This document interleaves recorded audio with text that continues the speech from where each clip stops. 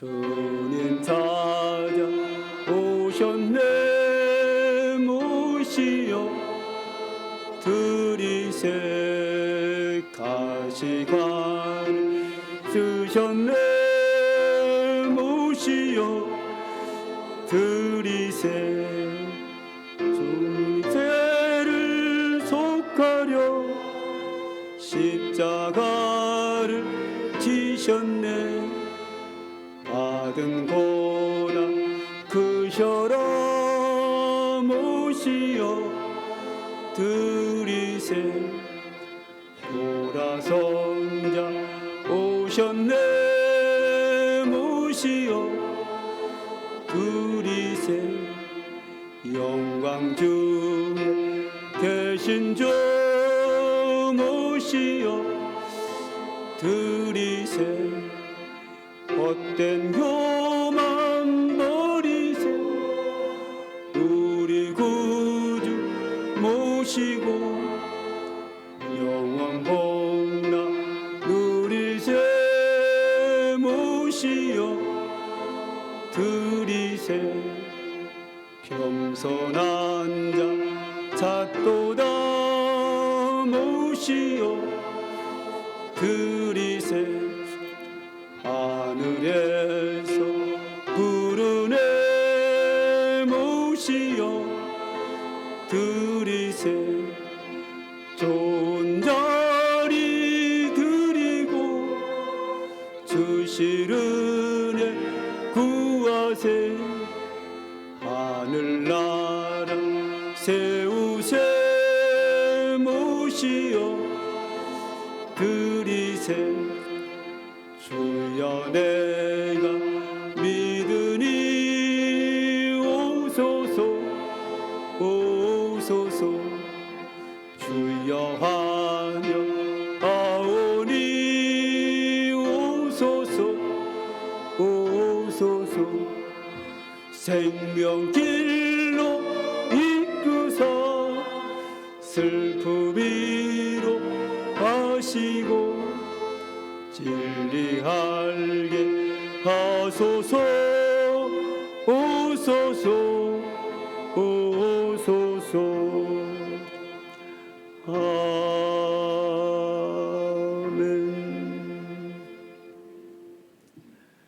전능하사 천지를 만드신 하나님 아버지를 내가 믿사오며 그 외아들 우리 주 예수 그리스도를 믿사오니 이는 성령으로 잉태하사 동정녀 마리아에게 나시고 본디오 빌라도에게 고난을 받으사 십자가에 못 박혀 죽으시고 장사한 지 사흘 만에 죽은 자 가운데서 다시 살아나시며 하늘에 오르사 전능하신 하나님 우편에 앉아 계시다가 저리로서 산자와 죽은 자를 심판하러 오시리라. 성령을 믿사오며 거룩한 공예와 성도가 서로 교통하는 것과 죄를 사하여 주시는 것과 몸이 다시 사는 것과 영원히 사는 것을 믿사옵나이다. 아멘.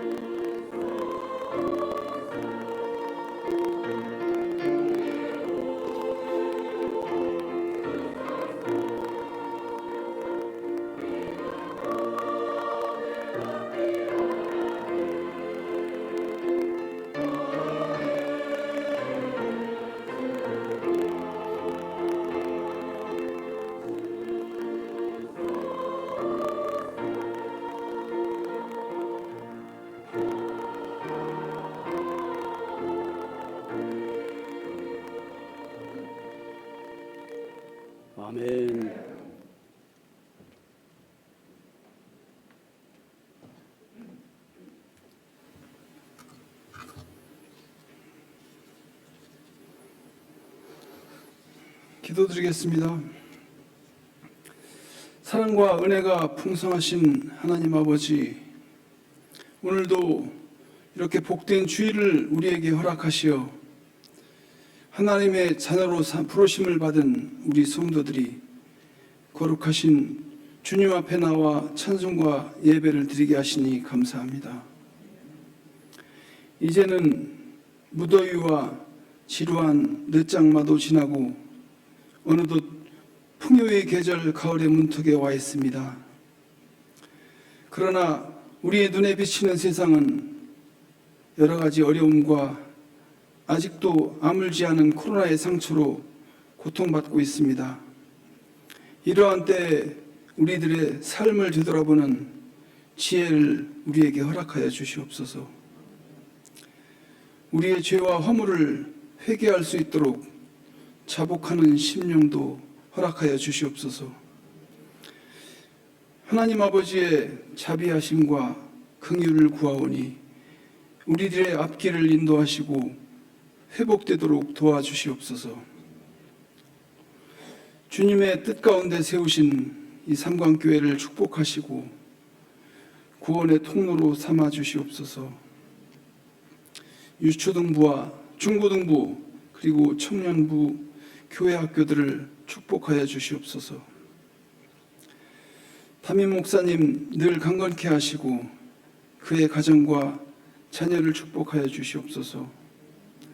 부목사님과 전도사님 그리고 그 가정과 자녀에게도 동일한 복을 주시옵소서. 또한 교회를 섬기는 모든 손길들을 축복하시고 오늘 은혜로운 찬양으로 하나님께 영광을 올려드린 성가대에도 주님의 신령한 축복을 내려주시옵소서.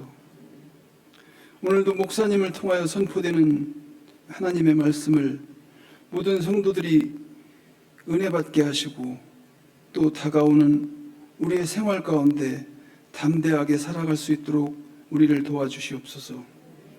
감사드리며 우리 구주 예수님의 이름으로 기도드립니다. 아멘.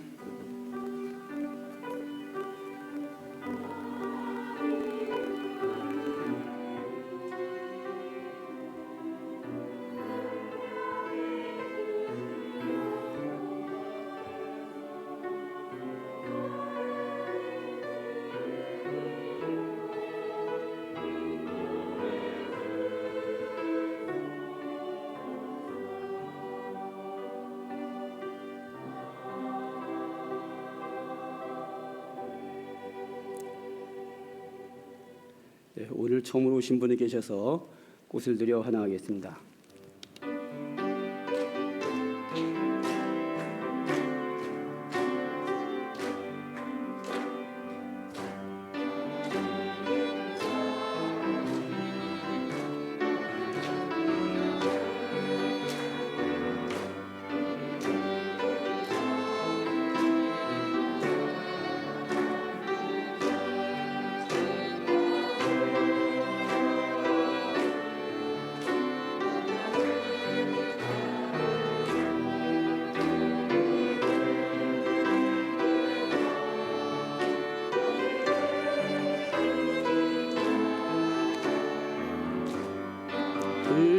베푼 사랑이 넘치는 이날에 우리의 친구 주셨으니 감사합니다.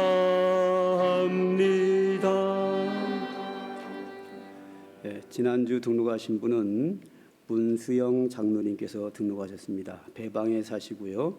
그의 아내이신 박미순 집사님 그리고 아들인 문동형 청년 이렇게 한 가정이 등록을 하셨는데 사정이 있으셔서 이렇게 우리 교회로 오셔서 함께 믿음 선하게 되었습니다. 감사합니다. 기도하겠습니다. 하나님 아버지, 오늘도 처음으로 오셔서 함께 예배하는 주의 사랑하는 귀한 자녀가 계십니다. 오늘도 주님 앞에 나왔사오니 하나님께 기쁨이 되게 하시고 하나님의 은총을 풍성히 베푸는 귀한 시간 되게 하여 주시고 그의 가정과 앞으로 행하는 모든 일들 속에 하나님이 함께 하셔서 합당한 은혜와 축복으로 임하여 주시옵소서. 또한 우리 문수영 장로님 귀한 가정 저희에게로 하나님께서 보내셨사오니 감사합니다. 우리 장로님을 통하여 하나님의 교회 성도들이 유익이 되게 하시고 그 가정에도 복이 되게 하시고 하나님께 영광이 되는 귀한 아버지의 신앙생활 되도록 은혜를 베풀어 주옵소서. 주께서 그의 가정과 그의 앞으로 행하는 모든 일들 속에 하나님이 늘 함께 하셔서 간섭해 주시고 인도하시고 축복하시는 그 은혜로 살아가도록 역사하여 주시옵소서. 예수님의 이름으로 기도드립니다. 아멘. 박수로 환영합니다. 감사합니다. 교회 소식을 보겠습니다. 7월 성경 읽기 지난번에 내신 거 오늘 시상하는데 이거 매주 하는 거 인원이 많아서 여기서 드리지 않고 가면서 그 상품에 자기 이름이 적혀 있으니까 가져가시면 됩니다. 7월 달은 6월 달보다 한 명이 줄어서 31분이 되었습니다. 한 사람이 읽다가 다 못 읽었고 또 한 분은 오히려 한 명이 더 늘어날 수 있었는데 읽긴 읽으셨는데 우리 교회에서 정한 그 카렌다의 순서대로 가지 않고 본인이 그냥 읽는 방식으로 했기 때문에 자격을 드리지 않았습니다. 죄송하고요. 상품은 가져가시면 되는데 우리 함주경 집사님께서 기증하신 겁니다. 아이스 박스인데 야외 가실 때 야채 신선하도록 하라고 얼음 넣어서 가져가시면 보관이 잘 되는 냉장고가 될 수도 있겠지요. 그런데 조금 그런 거는 그 집사님이 약간 민기적 하시는 이유는 그게 아마 회사에서 기증받은 건데 좀 쓰던 거라고 합니다. 그러니까 감안하셔서 그런데 이상하거나 지저분하거나 흠이 있거나 그러진 않고 썼던 물건이긴 하지만 아주 좋습니다. 일부 예배 때 광고했더니 나가서 어떤 사람이 막 그걸 보면서 굉장히 갖고 싶어하는 거예요.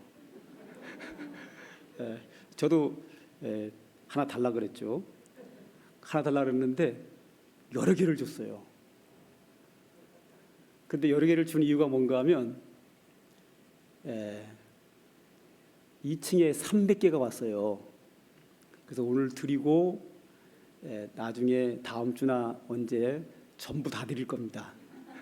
오늘은 시상품으로 드리고 이게 한 집에 2개, 3개 있어도 상관없겠더라고요. 아까 몇 사람은 굉장히 갖고 싶어해서 막 부러워하고 그랬는데 그래서 내가 그랬죠. 잘하면 다음 주에 다 나눠줄 거라고 걱정하지 말라고 그런 얘기를 했습니다. 300개가 왔으니까 다 죽어도 남습니다. 드리고도 잘 읽으셨고 앞으로도 성경 읽기 교회에서 하는 거 잘 따라하시고 자 우리가 카렌다에 나온 순서대로 다 읽으면 1년에 한 번을 다 읽게 되는데 그렇게 개인적으로 읽어도 되고 또 온라인으로 줌으로 들어와서 저와 함께 읽는 게 있습니다. 저와 함께 읽으면 그 장마다 예를 들어서 창세기 그러면 창세기에 대한 전반적인 설명을 해주고 장마다 설명을 해주면서 읽기니까 훨씬 이해가 빠르는데 우리 지난주에 등록하신 우리 박미순 집사님은 어제 들어오셨더라고요. 들어오게 된 이유가 우리 부목사님이 다 알려줬어요. 그래가지고 들어오셨는데 아직도 어떻게 들어오는지를 몰라서 못 들어오시는 분은 요청하시면 저보다는 우리 부목사님 훨씬 더 자상하게 설명을 잘해줍니다. 저는 삶을 잘 못해가지고 저한테 물어봐야 제가 부목사한테 남기거든요. 그러니까 직접 물어보시면 다 휴대폰에다가 다 해드려요. 그래서 저와 함께 읽으면 훨씬 이해가 빠르고 잘 읽을 수가 있으니까 그렇게 꼭 들어오시기를 바라겠습니다. 많은 분들이 참여해 주셨으면 좋겠습니다. 그 다음에 두 번째, 성도들의 신앙 성장과 교육과 훈련을 위한 성경 공부를 9월 8일부터 합니다. 자, 9월 8일로 한다고 주보에 광고를 내고 카렌다를 봤더니 9월 8일이 추석 연휴 바로 전날이더라고요. 이때 하면 절반도 안 나옵니다. 남편이 어디 가자 그러는데 나 교회 가서 성경 공부해야 돼 이럴 수 없거든요. 그래서 한 주 늦춰가지고 9월 15일 목요일부터 하겠습니다. 중직자를 위한 파노라마 성경 공부는 3학기인데 1년 6개월 걸리는데 이번에 1학기를 시작하고요. 오전반은 목요일 매주 목요일 10시 30분, 오후반은 매주 목요일 오후 7시입니다. 그리고 성경부 시간은 100분입니다. 그러니까 상당히 빡셉니다. 그래서 신청서가 뒤에 있으니까 그 신청서를 보고 신청하시면 되고, 기간은 22주간 내년 2월까지 아마 하게 될 예정이고요.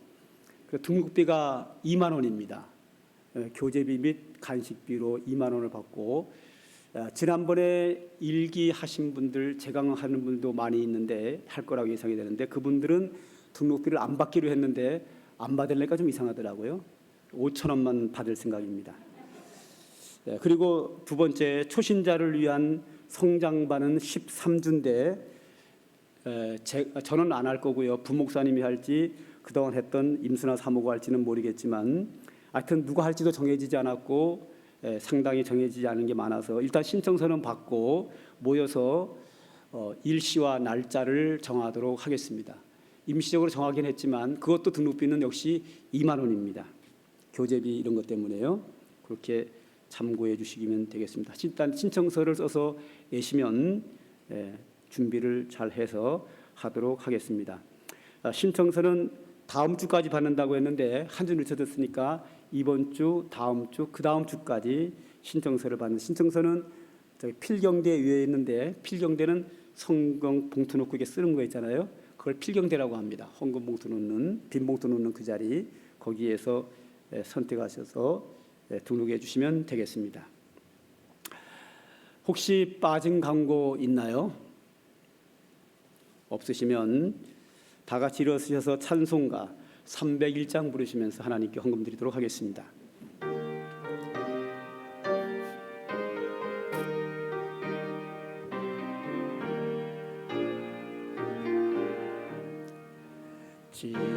지금까지 지내온 것 주의 크신 은혜라. 한이 없는 주의 사랑 어찌로 말하랴. 자나깨나 주의 손이 항상 살펴주시고 모든 일을 주 안에서 형통하게 하시네. 몸도 마음도 연약하나 세임받아 살았네. 물 붓듯이 부으시는 주의 은혜 족하다. 사랑 없는 거리에 나 험한 손길에 맬 때 주의 손을 굳게 잡고 찬송하며 가리라. 주님 다시 배울 날이 날로 날로 다가와 무거운 짐 주께 맡겨 벗을 날도 멀잖네. 나를 위해 예비하신 고향 집에 돌아가 아버지의 품 안에서 영원토록 살리라. 아멘. 하나님 아버지, 하나님을 믿고 섬기며 주의 은혜를 사모하는 저희들입니다. 예배 시간을 맞이하여 우리에게 물질은 소중하기에 하나님께 예물로 구별하여 드렸습니다. 하나님, 오늘도 이 예물이 주의 몸된 교회를 위해서 아주 소중하게 쓰임받게 하여 주시고, 이 예물을 주께 드리는 심령마다 하나님이 한량없는 은혜와 축복으로 채워주시기를 원합니다. 아버지 하나님, 험한 세상을 살아가는 저희들에게 우리의 육체를 강건하게 지켜주시고 우리의 심령이 상처받지 않도록 은혜와 평강으로 복을 주시고 우리의 신앙과 영혼이 주의 성령의 은총 가운데 강건하도록 하나님 은혜를 입혀 주시기를 원합니다. 아버지 하나님, 험한 세상에 살아가는 우리들과 함께 하셔서 하나님이 우리의 보호자가 되어주시고 방패가 되어주셔서 우리와 우리의 가족과 우리의 행하는 모든 곳에 하나님이 보호하시고 복을 주시고 인도하여 주시기를 원합니다.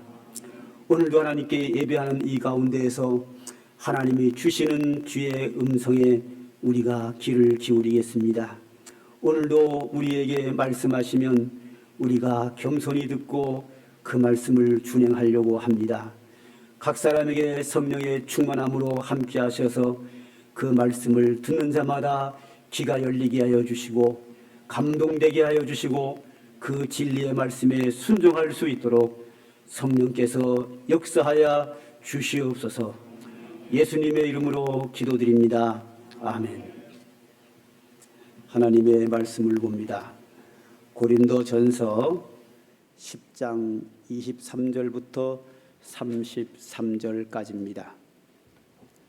고린도전서 10장 23절부터 한 절씩 교독하시고 마지막 33절은 다 함께 읽도록 하겠습니다.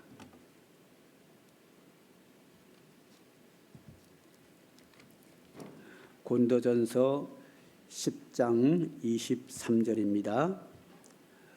모든 것이 가하나 모든 것이 유익한 것은 아니요 모든 것이 가하나 모든 것이 덕을 세우는 것은 아니니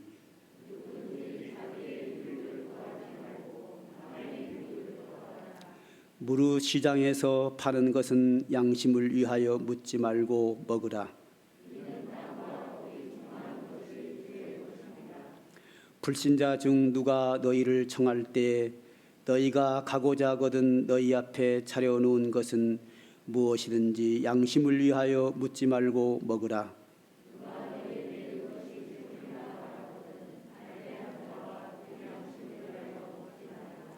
내가 말한 양심은 너희의 것이 아니요 남의 것이니 어찌하여 내 자유가 남의 양심으로 말미암아 판단을 받으리요.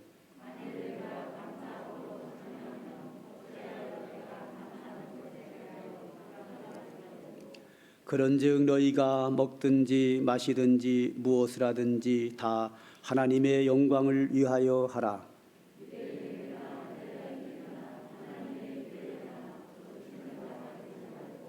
나와 같이 모든 일에 모든 사람을 기쁘게 하여 자신의 유익을 구하지 아니하고 많은 사람의 유익을 구하여 그들로 구원을 받게 하라. 아멘. 성경을 보면요, 믿음의 사람들이 하나님의 축복을 받는 경우가 많이 나오는데 또 반대로 믿음의 사람이 하나님의 징벌을 받는 게 많이 나오는데 왜 믿음의 사람이 어떤 사람은 복을 받고 어떤 사람은 징계를 받느냐? 딱 하나입니다. 하나님이 말씀하실 때 그 말씀을 믿고 순종하는 사람은 말씀한 대로 그 약속의 복을 다 받습니다. 이 성경입니다. 그런데 하나님이 말씀하시는데 그 말씀을 불순종하는 사람이 있습니다. 거기에 대하여 하나님이 징벌하는 게 또 많이 나옵니다. 제가 목회를 이제 이 교회에서 한 29년을 했는데요. 준비함까지 다 합치면 30년이 됐습니다. 거의 만으로. 근데 제가 이 목회하면서 이 설교할 때 설교를 듣고 어떤 사람은 크게 감동을 받는 사람이 있어요. 그래가지고 그 말씀도 진짜 순종을 해요. 그런데 그 얘기를 저한테 미리 하거든요. 그럼 저한테 감이 딱 와요. 아, 저 사람 저거 복 받겠다, 이루어지겠다. 진짜 돼요. 너무 많아요, 그런 사람이. 그런데 또 반면에 제가 설교를 하면 설교를 듣고 시험이 들어가지고 얼마큼 시험이 드냐면 교회를 떠나요. 떠날 만큼 시험 든 사람이 꽤 많아요. 우리 교회에서 제 설교 듣고 시험 들어 떠나는 사람이 너무 많아요. 그래서 제가 고민이 됐어요. 왜 똑같은 설교를 하는데 어떤 사람 은혜 받고 어떤 사람 시험 들까? 이 고민은 제가 굉장히 오래됐어요, 한 지가. 나는 그 사람에 대해서 그 사람을 두고 한 얘기도 아니고 그 사람을 뭐 소위 깐다 그러죠. 깐 것도 아니고 전혀 알지도 못하고 그냥 내 생각을 성경 있는 대로 그냥 세수에 설교를 했는데 어떤 사람은 은혜 받고 어떤 사람은 자기를 겨냥해서 했기 때문에 시험에 들고. 그래서 제가 연구를 참 많이 했습니다. 이것 때문에 너무 고민을 많이 했기 때문에. 그런데 결론을 얻었어요. 드디어. 어떻게 얻었나 하면 저하고 이렇게 상담을 하고 나서 그 상담한 내용이 그 내용이 나오는 것이 아니라 그 상담의 그 기본 지식, 지혜가 설교에 나와요. 그러니까 저거 날 두고 하는 거다 이렇게 적응을 하더라고요. 그래서 차라리 저 성도 상담을 안 했으면 이 설교가 그에게 시험이 안 될 텐데 상담을 하고 설교를 들으니까 자기를 향하여 했다라고 생각을 하는구나. 이런 생각을 제가 하게 됐어요. 왜 저에게 그런 현상이 나타나는가 하면 저는 다른 교회 교인이 저한테 와서 상담할 때도 있고 우리 교인이 상담을 할 때마다 저는 제 속에 있는 마음을 그대로 드러냅니다. 가리지도 않고 해가지고 뭐 다른 사람이 피해가 가거나 뭐 비밀스러운 얘기는 나 절대 안 하죠. 그런데 그렇지 않고는 내 약점도 상관없이 있는 그대로 내 속에 와 있는 걸 진실하게 상담을 합니다. 그럼 그에게 큰 이익이 되거든요. 그러면 그건 내 마음이 진심이기 때문에 내가 설교할 때 그 진심이 그대로 나타나요, 또 이게. 그러니까 그 사람은 저 설교는 나를 두고 한 얘기고 이렇게 되는 거더라고요. 제가 이 얘기를 왜 하는가 하면 어제도 제가 두 팀하고 상담을 했어요. 그런데 그 중에 한 팀이 오늘 설교하고 겹쳐요. 그래서 나 설교 준비하고 나서 시험 들면 어떡하지? 근데 어제 토요일 날 오후에 한 건데 설교 준비를 그 전에 한 거예요. 그러니까 설교 준비를 한 거기 때문에 내 머릿속에 들어있죠. 내 진심이죠. 그 진심을 가지고 상담을 한 거예요. 그래서 오늘 설교를 하면 어제 목사님 나하고 그런 얘기 하더니 저 나 누구 하는 얘기네? 이럴까봐 어제 저하고 상담한 분이 시험 들까봐 이 자리에 계시거든요. 근데 절대 아니고요. 그 이야기 하기 전에 제가 미리 설교 준비 다 해놓고 주변에다 넣어놓은 겁니다. 그러니까 그냥 제가 우리 상관계 성도들 전체를 위하여 한 설교니까 이렇게 오해하면 시험이 들고 또 다른 게 또 가야 됩니다. 그러니까 저는 설교 시간에 누구를 겨냥하거나 절대 안 합니다. 왜 그걸 합니까? 제 목회 철학이 뭐죠? 하나님께 영광, 성도의 행복인데 제가 상담한 성도를 말씀으로 까가지고 시험 들게 해가지고 그것이 하나님께 영광이 되고 성도가 행복하겠어요? 저것은 제 목회 철학인데 절대 100% 아닙니다. 어제 또 누가 또 장로님이 그런 말씀하시더라고요. 목사님이 재정부는 믿음 좋아하는 사람 안 시키고 인격이 좋은 사람 시킨다. 믿음 좋은 사람은 믿음이 올라갔다 내려갔다 하기 때문에 믿음 좋을 때는 재정부 잘하지만 믿음이 떨어지면 재정부에서 안 좋은 행동을 할 수 있다. 교회마다 그런 적이 많거든요. 그래서 나는 믿음보다 인격을 본다. 인격과 믿음 있는 사람이 재정부를 보다가 믿음 떨어져도 인격 가지고 정직하게 합니다.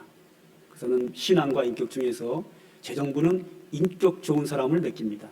그 얘기를 제가 중간중간 몇 번 했거든요, 그동안. 그랬더니 장로님 저한테 하시는 말씀이 어제 뭐라고 그런 얘기를 하셔요. 목사님, 그런 얘기는요, 재정부원들은 듣기 좋지만 재정부 아닌 사람 우리는 인격이 안 좋아서 안 시키나? 이렇게 생각한다는 거예요. 저는 그 생각을 어제 처음 생각해봤어요. 저는 그냥 아무 생각 없이 얘기한 거거든요. 그런데 재정부원을 제외한 나머지 성도들은 오해할 수 있겠다. 재정부에 있는 사람들은 다 인격이 좋아가지고 믿음 떨어져도 정직하게 할 사람이고 나머지 제정 안 시키는 사람은 우리 교회 나머지 20년 돼도 안 시키는 사람은 목사가 인격을 못 믿어가지고 도둑질 할까봐 안 시킨다. 그게 또 말이 또 되더라고요. 저는 그 생각을 어제 처음 했어요. 장로님 그 말씀하시길래. 그러니까 전혀 저하고 생각하고 상관없는 얘기입니다. 그냥 보통 이제 그런 얘기를 한 것뿐인데 이렇게 오해가 될 수 있구나. 그래서 오늘 설교도 여러분에게 누구에게나 오해가 없기를 바라겠습니다. 단지 이 설교를 하는 이유는 여러분의 유익을 위해서 하나님께 영광이 되고 여러분들이 하나님 뜻대로 믿음으로 살아서 복을 받고 행복하라고 여러분의 행복을 위해서 오늘도 저는 제 중심, 제 마음을 다해 설교를 준비했고 그 준비한 말씀을 이 시간에 여러분들에게 전하겠습니다. 우리나라 코로나 들어온 지가 2년 반이 됐습니다. 2년 반 전에 우리나라 코로나가 중국에서 시작했습니다. 우리는 그 코로나19가 저 중국의 얘기로 끝나는 줄 알았습니다. 이게 이제 유럽으로 넘어갑니다. 미국 사람들이 막 걸린다고 그래요. 그래도 먼 나라 이야기로 했어요. 그러더니 얼마 있으니까 대한민국 서울로 들어오더라고요. 서울로 들어오더니요 경기도로 넘어가요. 그러더니 충남으로 오더니요 천안으로 오더라고요. 아산으로 들어오더니요 얼마 있으니까 읍내동으로 여기 원양육동으로 들어오고요. 그러더니 급기야는 우리 성도들도 1명, 2명 감염되기 시작을 하는데 오늘도 어제 걸린 게 확인돼가지고 못 나오신 권사님이 계십니다. 우리 교회 절반 가까이가 감염 경험이 있고요. 우리 가족은 다섯인데 저만 감염 걸린 경력이 있습니다. 이렇게 저까지도 한번 걸려서 격리돼가지고 주일날 한번 못 나온 적도 있습니다.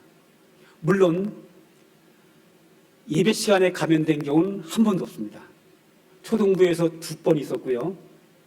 그리고 이 장년부에서는 중고등부 청년 장년부에서는 한 번도 이 안에서 감염된 적은 없고요. 다른 데서 걸려와가지고 가족들한테 퍼뜨리고 걸린 사람이 교회는 안 나와서 여기는 못 퍼뜨리고 우리 교회는 오늘도 철저하게 소독을 다해서 인체 해가 없는 소독약이 이 안에 있어서 이 안에서는 감염이 안 됩니다.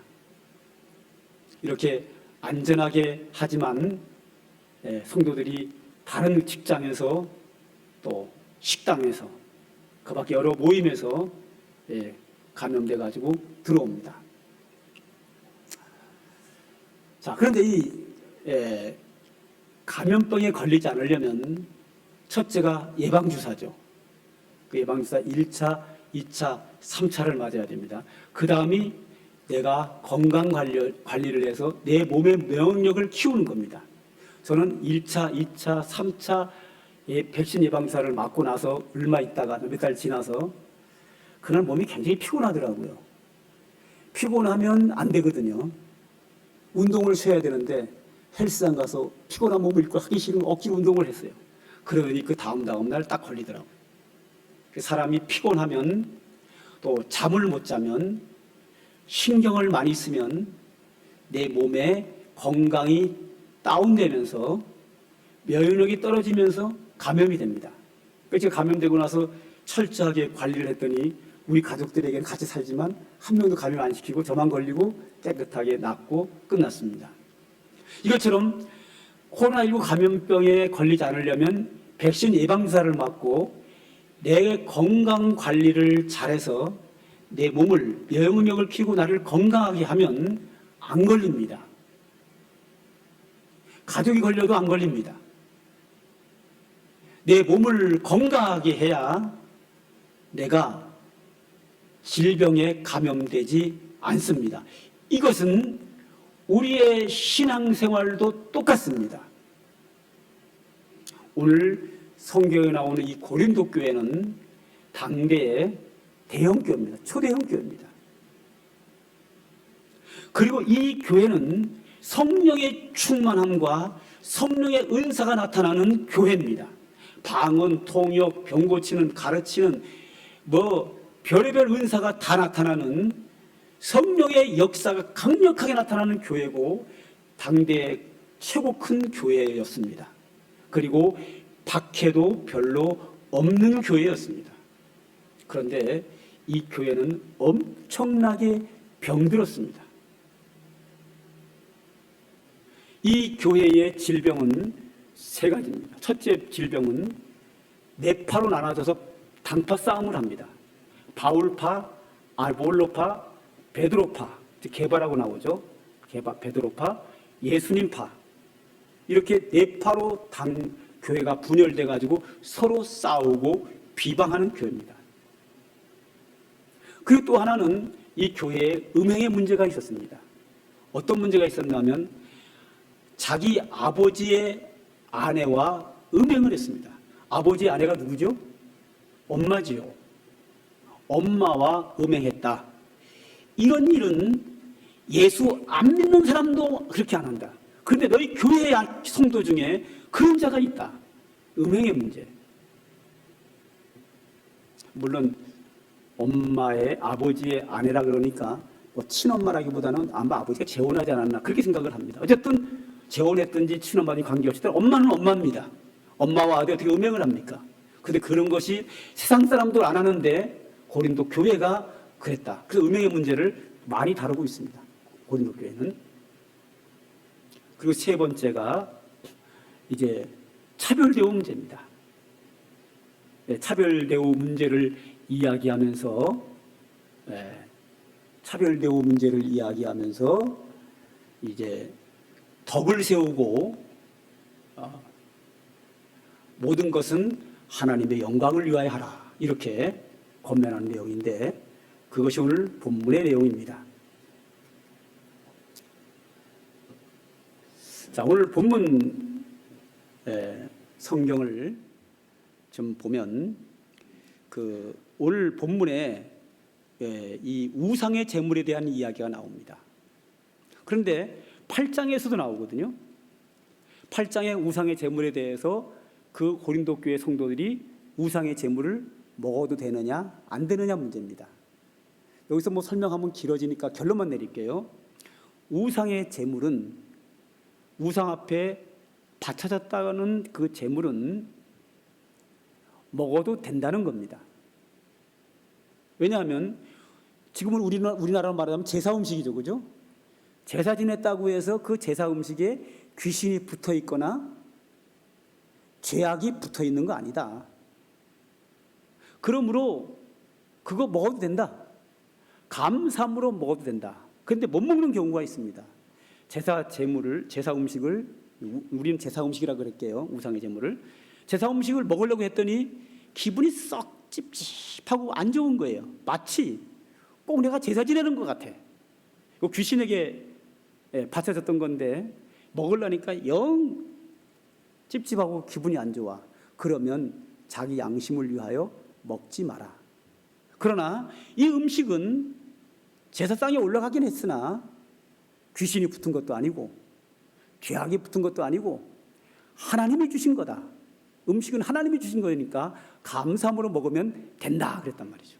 감사함으로 먹으면 된다 이거죠. 그러나 이 마음이 영 양심에 찔리면 꼭 우상 숭배하는 것 같으면 먹지 마라.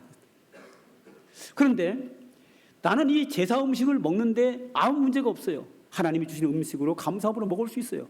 그런데 먹는 그 광경을 믿음 약한 사람이 보고 말하기를 저 사람 뭐 상당히 권사라 그러더니 뭐 제사 음식도 먹네.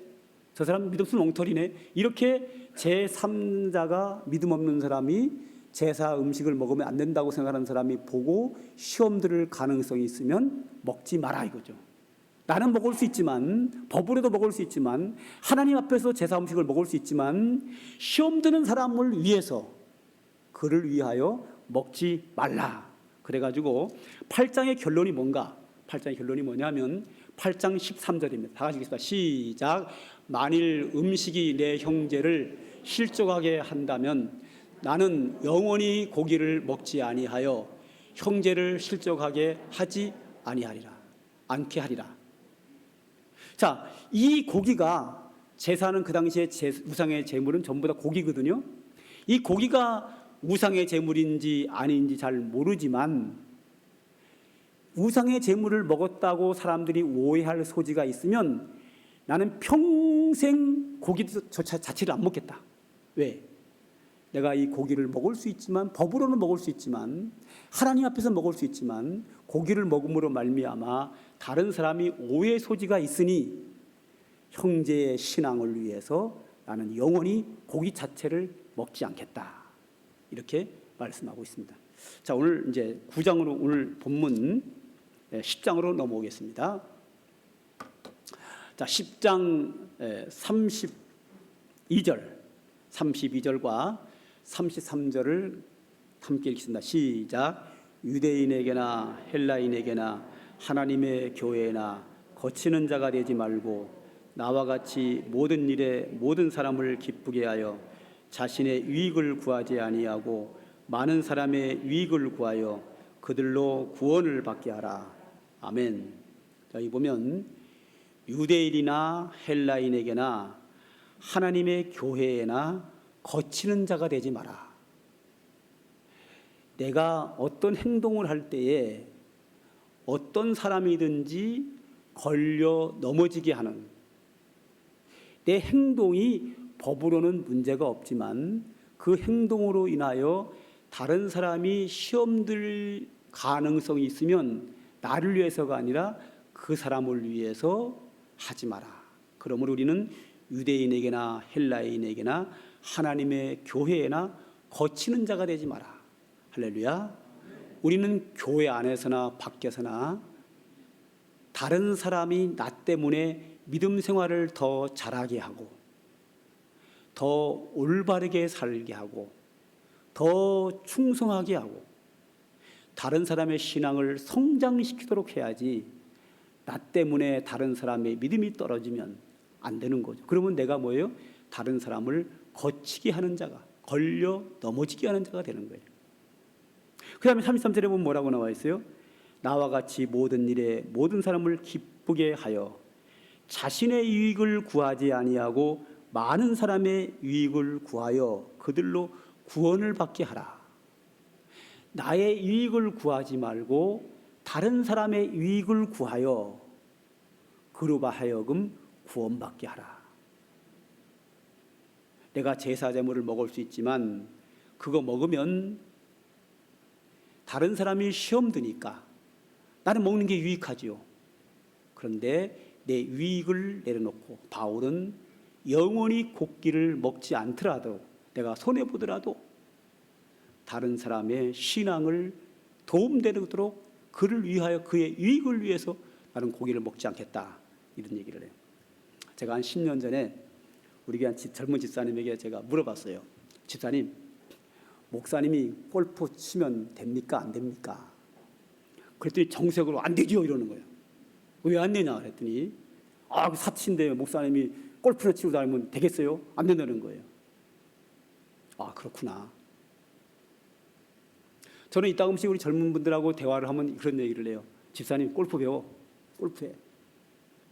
지금 골프는요 사치가 아니라 국민 스포츠입니다. 한번 볼까요? 우리 교회 바로 앞에 뭐 있죠?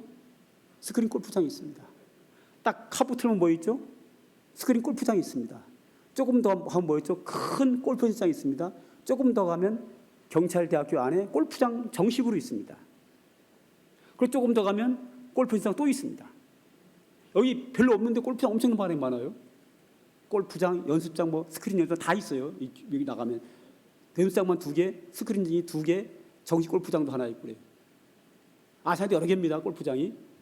이쪽으로 가보면 시내 한번 가보세요. 여기저기 스크린장 많이 있고요.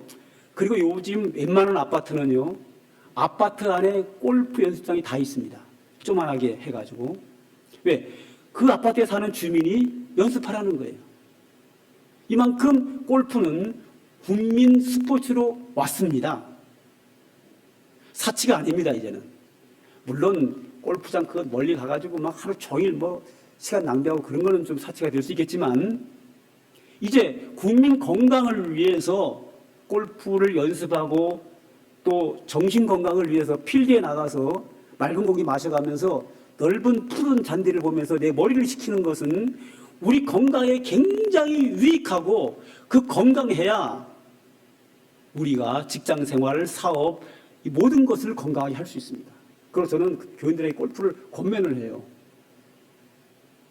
여기 넘어가면 그 온양 온천역 바로 뒤에 온양 온천 교회가 있어요. 그 교회는 교회 안에 골프 모임이 있어요. 그 안에 장로님들 들어가 있고요, 담임 목사님도 들어가 있어요. 그래서 담임 목사님과 성도들과 장로님들이 함께 골프 치러 가요. 골프장 가가지고. 그리고 교수님 한 분이 있는데 그 교수님이 거기 회장인가 그래서 주도적으로 해요, 그 사람이요. 막 가르쳐 주기도 하고 막 합니다. 네. 자, 골프 치는 거 법으로 문제 없습니다. 성경적으로 아무 문제 없습니다. 그리고 유익합니다. 자, 담임 목사님 골프 치는 거 성경적으로 아무 이상 없습니다. 그리고 건강에 도움되고 다 유익합니다. 그런데 제가 골프 친다고 하면 시험 드는 사람이 있습니다. 그러면 안 되는 거예요.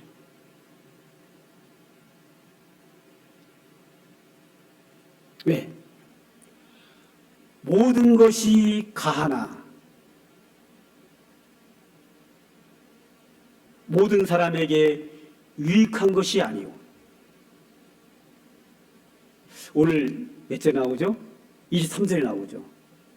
아니 23절 보죠. 모든 것이 이걸 넘겨야 되는구나. 아니다. 여기 안 올라있네. 오늘 본문을 성경을 보죠. 모든 것이 가하나 모든 것이 유익한 것이 아니요 모든 것이 가하나 모든 것이 덕을 세우는 것은 아니다 그랬어요. 자, 담임 목사님 골프 치는 거 가합니까 안 가합니까? 가합니다. 아주 좋은 거예요. 그런데 모든 사람에게 유익한 것이 아니다. 왜? 시험 드는 사람이 있다. 모든 것이 가하나 모든 사람에게 덕을 세우는 건 아니에요.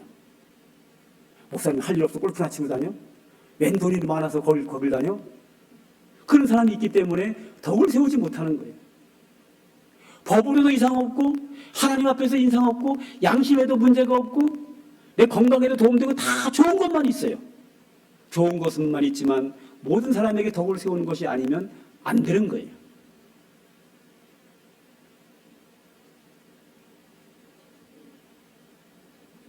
그리고 결론은 뭐죠? 네, 오늘 본문 31절 다 같이 읽는다. 시작. 그런즉 너희가 먹든지 마시든지 무엇을 하든지 다 하나님의 영광을 위하여라. 먹든지 마시든지 그 밖에 골프를 치든지 무엇을 하든지 다 하나님의 영광을 위하여라. 교회에서 봉사를 해도 하나님께 영광이 돼야 되고 전도를 해도 영광이 돼야 되고 축구를 해도 영광이 돼야 되고 먹든지 마시든지 무엇을 하든지 하나님께 영광이 되려면 성도들에게 유익이 돼야 되고 덕을 세워야 되는 거예요.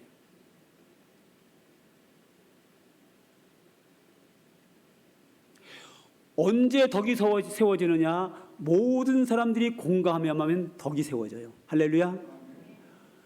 모든 사람들에게 유익하고 모든 사람들이 공감하여 모든 사람이 덕을 세우는 일을 해라.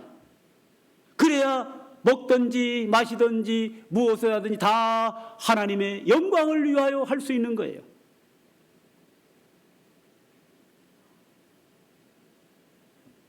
하나 더 볼까요? 우리 다음 장이죠. 오늘 10장을 11장 20절로 21절까지 쭉 읽겠습니다. 시작. 그런즉 너희가 함께 모여서 주의 만찬을 먹을 수 없으니 이른 먹을 때 각각 자기의 만찬을 먼저 갖다 먹으므로 어떤 사람은 시장하고 어떤 사람은 취함이라. 너희가 먹고 마실 집이 없느냐? 너희가 하나님의 교회를 업심여기고 빈궁한 자를 부끄럽게 하느냐? 아멘. 이 말은 뭔가 하면 우리가 성찬식을 할 때 이만큼 떡을 잘라서 이만큼 포도주를 이렇게 나눠주잖아요, 그죠? 목사님이 나눠주잖아요. 성찬식 그렇게 합니다. 그러나 예수님이 성찬식을 할 때는 최후 만찬할 때는 제자들을 다 모아놓고 떡을 잔뜩 갖다 놓고 포도주도 잔뜩 갖다 놓고 많이 줬어요. 시커 먹었어요. 이게 성찬식이에요. 근데 지금은 이제 그렇게 하기 너무 번거로우니까 예수님이 부활 승천하시고 나서 교회가 이제 성찬식을 하는데 예수님이 하는 거 똑같이 하는 거예요. 음식을 많이 갖다 놓고 그 떡을 먹으면서 예수님의 십자가의 죽으심을 기념했어요. 근데 우리가 성찬식을 할 때 교회에서 다 준비가 되어 있고 중식을 먹을 때도 교회에서 식사를 다 준비를 합니다. 근데 그 당시에는 교회에서 준비해 주지 않아요. 성만찬을 할 때, 예찬식을 할 때 각자 떡과 포도주를 가지고 와서 먹었어요. 가지고 와서 먹었는데 부자는 돈이 많으니까 맛있는 빵과 떡을 많이 가지고 오고 포도주도 질이 좋은 거를 가지고 와서 부자들은 실컷 먹고 취하고 가난한 자는 가지기 올 거 없어서 먹을 것도 굶었다. 그러므로 20절에 뭐냐면 그런즉 너희가 모여서 주의 만찬을 먹을 수 없다. 성찬식 하지 마라. 왜? 성찬식은 하나님께 영광이 되고 예수님의 십자가의 죽으심과 그 구속의 은혜를 기념하는 은혜스러운 일이지만 그 성찬이 하나님께 영광이 되지 않으므로 말미암아 하지 마라 하고 하나님이 바울이 강력하게 야단을 치는 거예요. 자, 이게 왜 이렇게 심각한 문제인가 하면 지금으로부터 5년 전입니다. 55년 전 제가 초등학교 다닐 때입니다. 강원도 영월군 마차리에 살았는데 그 마차리는 시내는 엄청 번화가고 조금만 벗어나면 가난한 사람들이 굉장히 많았습니다. 얼마큼 번화가 하면 강원도 산골짜기에 있는데 로타리가 있고 시내가 있는데 그 당시에 55년 전에 영화관이 있었습니다. 거기에 경찰서, 영화관, 우체국 뭐 다 있습니다. 지금 가니까 영화관 없어졌어요. 그 당시에 초등학교 전교생이 1200명이었는데 지금은 몇십 명밖에 안 됩니다. 한 반에 뭐 2명, 3명, 10몇 명, 한 20, 30명 되나 봐요. 축소됐죠. 그때보다 훨씬 후퇴했습니다. 55년 동안 후퇴. 그 당시에 그렇게 부자들이 많았어요. 그래가지고 그 사택이라고 하는 곳이 있는데 서울로 말하자면 강남이죠. 거기는 부자들이 많았고 거기를 제외한 사람들은 너무 가난했어요. 그래서 저는 강남 같은 부자 동네에 살았겠어요? 가난한 데 살았겠어요? 네, 가난한 데 살았습니다. 죄송합니다. 부자가 못 돼가지고. 가난한 데 엄청 가난했습니다. 학교 가가지고 이제 도시락을 점심시간에 도시락을 먹는데 잘 사는 애들은요. 그 당시 박정희 대통령께서 경제 부흥을 일으키고 새마을운동을 하면서 쌀밥을 못 먹게 했어요. 그래서 혼식 분식 약한 마음 없다 노래 부르면서 못 먹게 했어요. 그 선생님이 도시락 검사를 다 해. 쌀밥 먹으면 혼나 벌 받아. 그러니까 부자들은 보리밥 먹기 싫은 거예요. 도시락을 딱 꺼내 보면 맨 밑에 계란 후라이 넣어. 그다음에 쌀밥을 넣어. 그다음에 보리를 살짝 깔아요. 위에만. 그래 숟갈로 딱 푸면 겉에는 보리밥인데 속에는 금은 보화가 있어요. 그리고 반찬은 그 당시 그 귀한 멸치, 김, 소세지, 야, 보도 못한 그런 거를 먹어요. 그러니까 부자들끼리 애들은 모여가지고 막 다 진성찬 차리고 먹는 거예요. 근데 가난한 애들은 쪽팔리잖아요. 도시락 보나마나 완전 깡보리밥에다가 묵은 김치 하나 딱 2개 끝이요. 닭빵도 못 먹었어요. 누가 닭빵을 싸줘야 먹지요. 그 맛도 못 봤는데 그 당시에. 부자들은 닭빵도 싸우더라고요. 그러니 그 창피한 거 어떻게 꺼내요? 한쪽에 찌그러져가지고 도시락 뒤에 뚜껑 열면 뚜껑을 이렇게 세워놓고 막아놓고 이렇게 먹는 거예요. 그런 애들이 좀 있었어요. 이렇게. 저는 거기에 속했어요. 근데 그나마 안 싸주는 날이 더 많아. 그럼 굶는 거예요. 제가 그 당시에 얼마나 그 상처가 컸는지 55년이 지난 지금도 그 꿈을 꿔요. 악몽입니다. 상처를 너무 받은 거예요. 세월이 55년 지났습니다. 얼마나 상처가 컸으면 지금도 수시로 꿈을 꾸면서 얼마나 마음이 아픈지 몰라요. 상처가 제가 지금까지 상처가 안 지워져요. 그게. 그래서 저는 그렇게 생각을 해봐요. 그 당시 우리 엄마가 꽁무리밥 싸주면서 야 니네 반 애들 뭐 고기 반찬 싸우지? 걔들 별거 아니야. 너는 내가 너를 사랑하잖아. 너 예수 믿잖아. 하나님 널 축복하시고 널 훌륭한 사람 만들면 너는 앞으로 더 잘 살고 더 복이 받을 수 있어. 그렇게 얘기를 해줬으면 자부심을 가지고 부자들 목에 가서 딱 가가지고 자신 있게 똥 딱 열고 꽁벌 딱 먹으면서 야 너희들이 이렇게 반찬이 맛있는 거냐 좀 줘라 뺏어 먹고 막 같이 놀 텐데 말이요. 그런 길을 살려주고 사랑한다는 말을 하나도 안 해주니까 주눅 들어가지고 그렇게 사는 거예요. 그게 상처가 큰 거예요. 그러면 그걸 아는 제가 제 자녀를 키우면서 그렇게 키우면 얼마나 좋았어요. 제가 우리 저기 내가 성현이 볼 때마다 마음이 아파요. 제가 출생하던 날 이 상강교회를 개척을 했어요.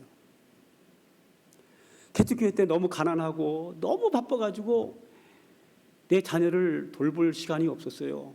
그냥 시간 남은 신방 가고 금식하고 기도하고 전도 가고 매일 생활이기 때문에 제 자녀를 돌볼 시간이 거의 없었어요. 요즘 제가 새벽마다 자녀들을 위해서 기도하는데 기도할 때마다 회개가 나와요. 다시 되돌릴 수 있다면 내가 교회 일보다는 우리 애들을 더 돌볼 텐데.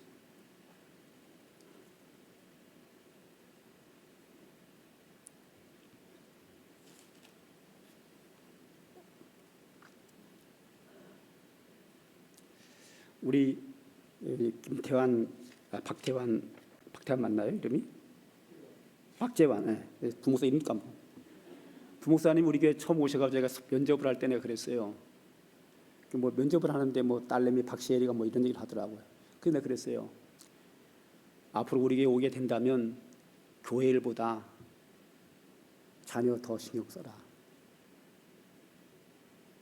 사모님 더 신경 써라. 나는 가정에 실패한 사람이다. 다른 거는 나에게 다 닮아도 좋은데 가정에 대해서는 나 닮지 마라.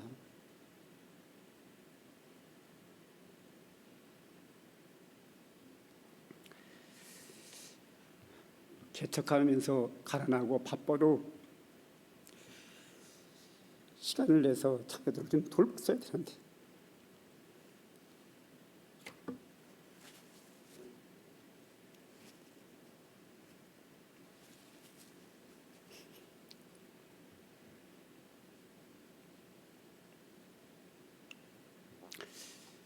새벽마다 기도할 때마다 회개가 나와요. 내가 왜 그랬을까?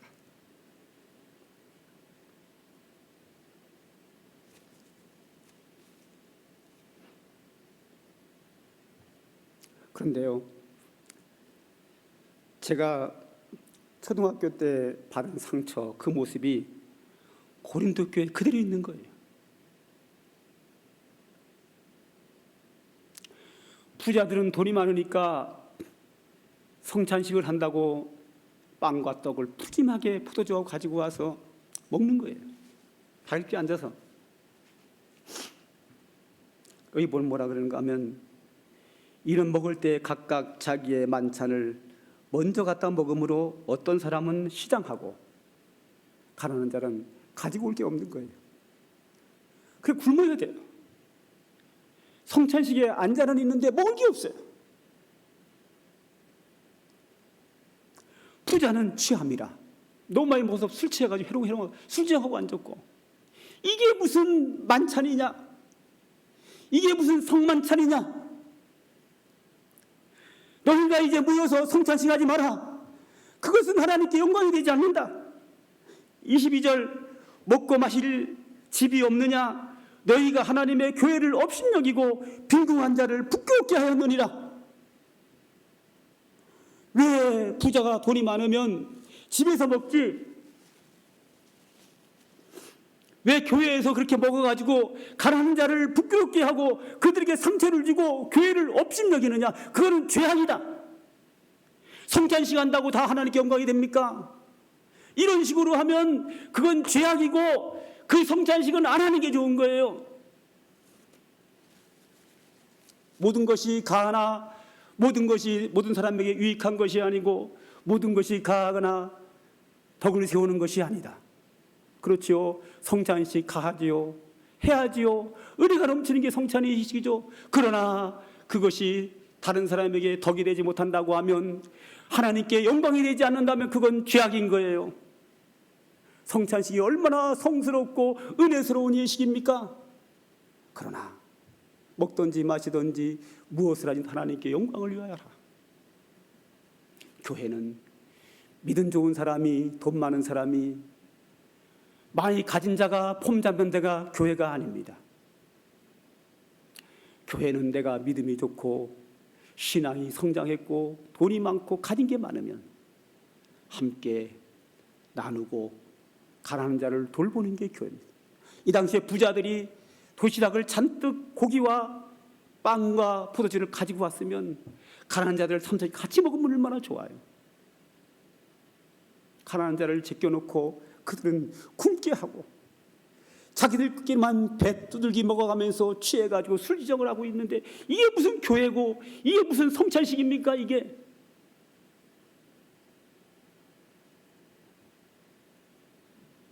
교회는 약한 자가, 믿음이 없는 자가 대우받는 것이 교회고, 믿음이 좋고 건강하고 가진 게 많은 사람은 약한 자를 섬기는 게 교회입니다. 이 교회예요. 오늘도 이 말씀이 여러분의 심령 속에 살아 역사하기를 원합니다. 기도하겠습니다. 하나님 고맙습니다. 오늘도 우리에게 귀한 말씀 주신 것 감사합니다. 오늘도 이 말씀이 우리 심령 속에 살아 역사하여 우리가 바람직한 교회, 바람직한 성도로서 하나님께 영광이 되고 축복된 믿음 생활할 수 있는 우리 모두가 되도록 하나님 은혜 주시옵소서. 예수님의 이름으로 기도합니다. 아멘. 찬송가 463장입니다.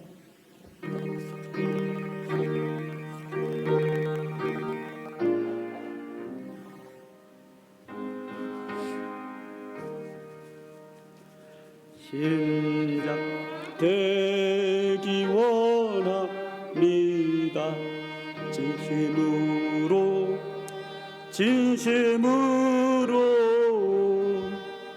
신자 되기 원합니다.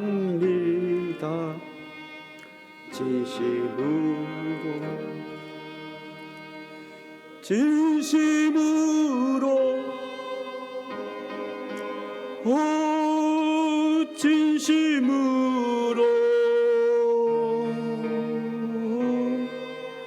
신자 되기 원합니다.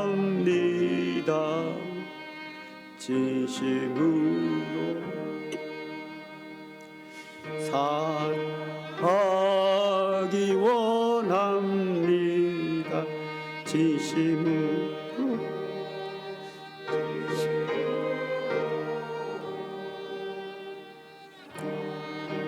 하기 원합니다. 진심으로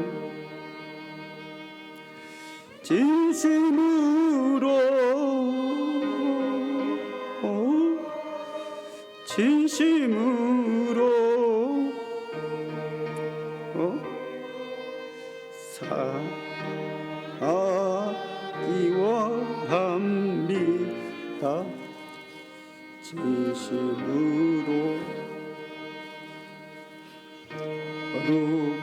진심으로 거룩하기 원합니다. 진심으로 거룩하기 원합니다.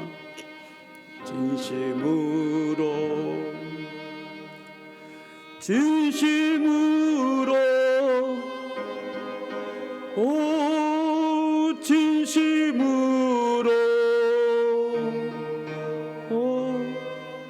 거룩하기 원합니다.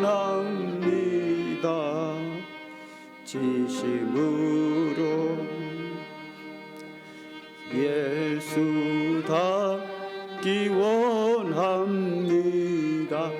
진심으로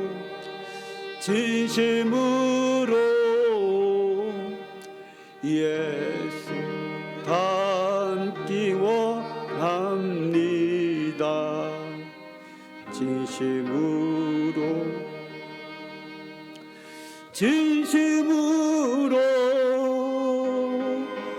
오 진심으로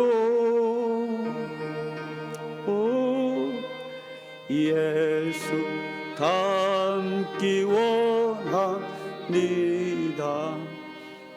진심으로 아멘.